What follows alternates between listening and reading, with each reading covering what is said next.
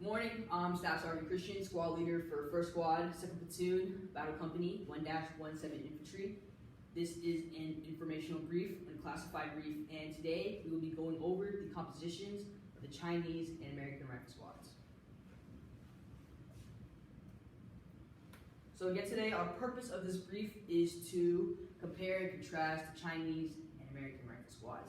Why is this important? Well, as we're evolving into wars and battles and conflicts with our counterparts, we need to understand their level of thinking, their level of leadership, their capabilities. So when we engage with these foreign bodies, we're able to destroy them appropriately.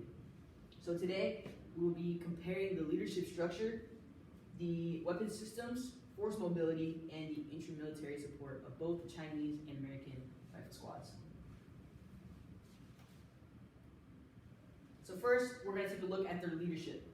So you can see there's a notable difference between what the Chinese contain and what the American squads contain. Right off the bat, there are no team leaders in the Chinese rifle squads, and they also don't have automatic riflemen or a vehicle commander. On the contrary, though, we do not have an assistant squad leader. We do not have machine gunners, we don't have an assistant machine gunner, and we don't have a sniper team, something that all the Chinese squads have. What does this mean for us? Well, this different leadership structure can really hint at the type of leadership or the way they execute their missions. We have a lot of leadership as they do not. But this doesn't really give us a complete disadvantage.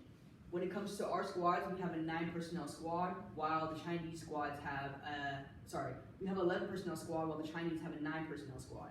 So with our numbers, even when we go to discuss the mobilities and weapon systems, more power comes in numbers. So because we have an 11-personnel squad and they have a 9-personnel squad, we immediately have the advantage in numbers and then overall power.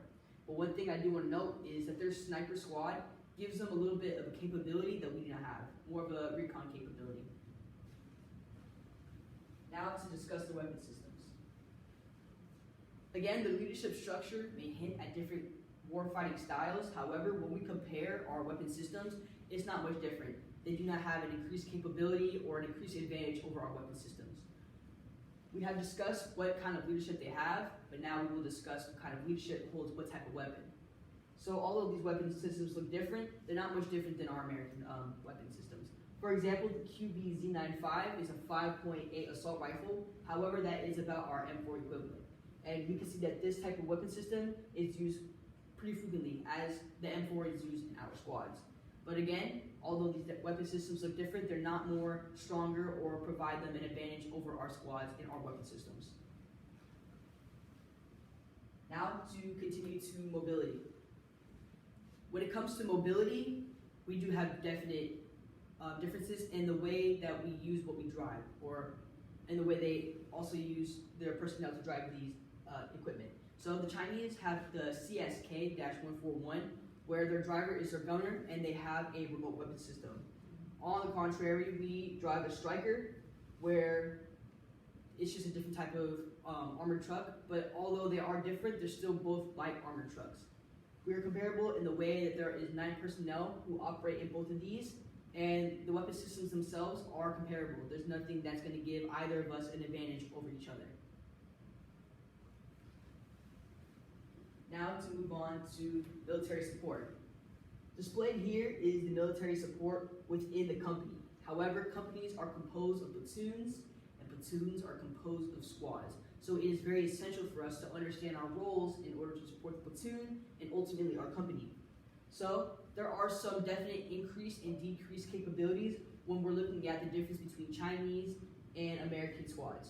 So as we discussed before, the Chinese squads have a sniper squad or sniper team that allows them to have an increased capability when it comes to recon.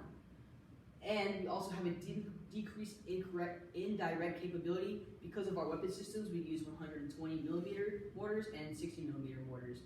So we have weapon systems that we are familiar with, yes, but the Chinese have more expansive or more variety in the weapon systems, giving them some of the opportunities that they have over us.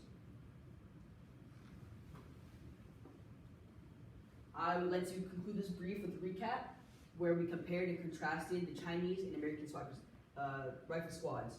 So, understanding this included understanding the leadership squad, the weapon systems, mobility, and the intramilitary support. Again, it's very important to know your role within the squad, which will nest into the platoon, which will nest into the company. When we engage with foreign bodies, we need to be able to destroy them, understand our weaknesses, understand our strengths, and how to use their strengths and weaknesses to combat against them. This concludes the brief. Thank you for listening.